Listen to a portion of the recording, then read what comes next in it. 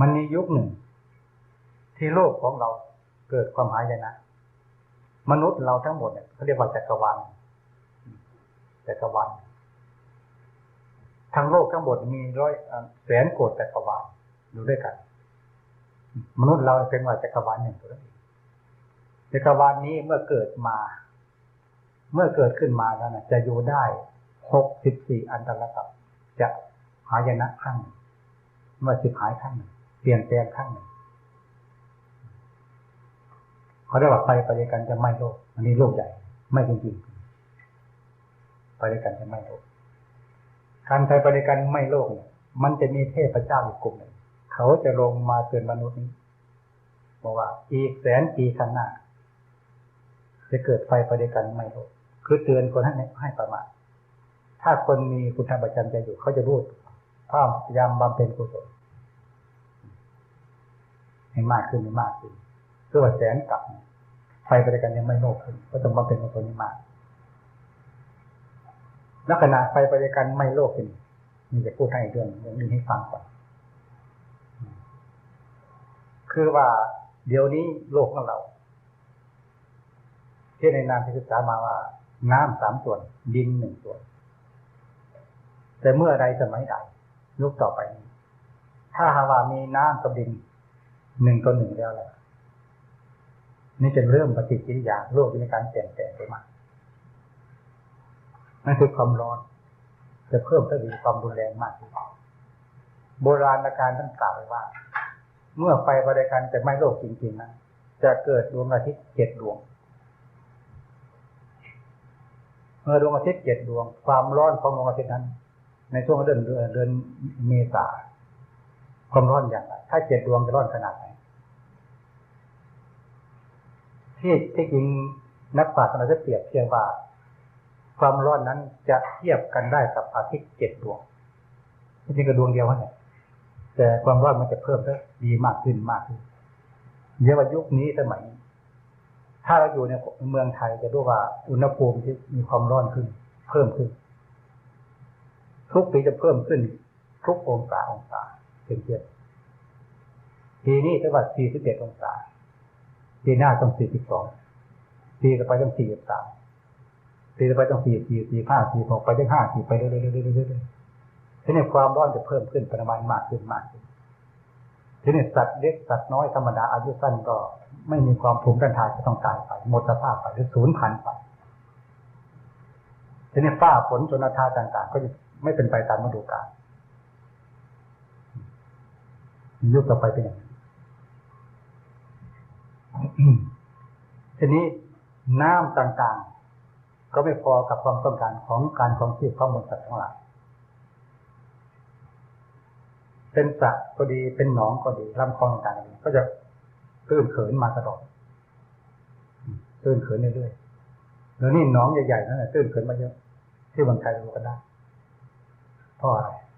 นี่คือว่าน้ำมันจะไหลบ่าลงไปรวมกันเอาดินไปด้วยก็ตื้นเขินขึ้นตามกันน้ำทะเลกันเช่นเดียวกันพ่วงใหญ่ไปสารได้หมดน้ำมันจะเอาดินภูเขาเราตาดินต่างๆที่ไหลลงไปทุกวันไปรวมกันในทะเลก็ตื้นเขินขึ้นด้วยกันอันนี้เคยไปดูแห่งที่จังหวัดพังงา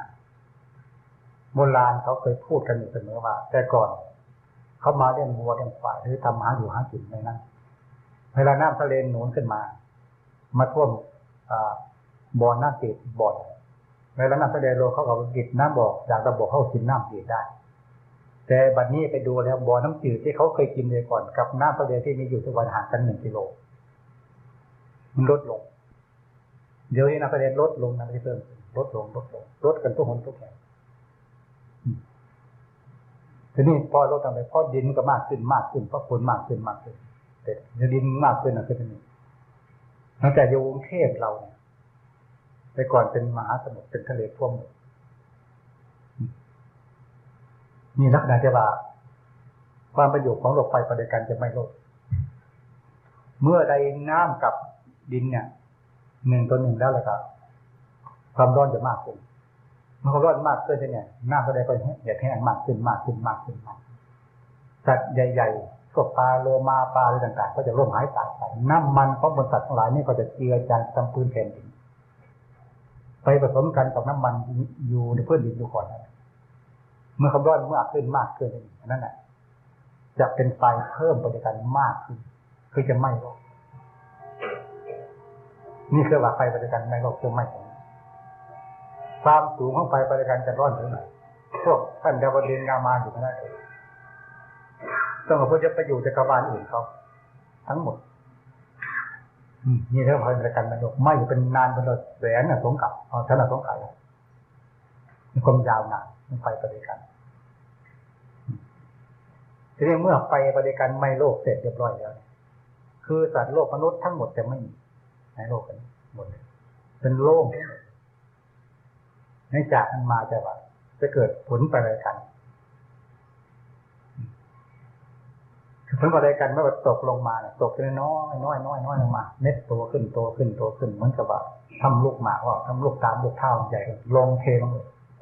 ตัวประมาณแสนกับน้ำนี่จะท่วมโลกทั้งหมด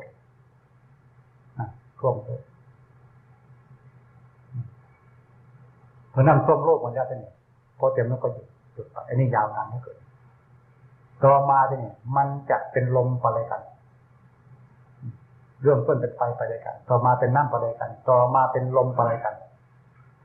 ลมปะเลยกันมาทำหน้าที่อะไรมาพัดผ่านน้ำที่มีอยู่กับ